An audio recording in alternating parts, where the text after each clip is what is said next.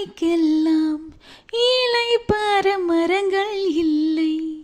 கலங்காமலே கண்டம் தாண்டுமே. ஓஹோ மொற்று புள்ளி அருகில் நீயும் மீண்டும் சின்ன புள்ளிகள் வைத்தால் முடிவென்பதும் ஆரம்பமே. வளைவில்லாமல் மலை கிடையாதே, வழியில்லாமல்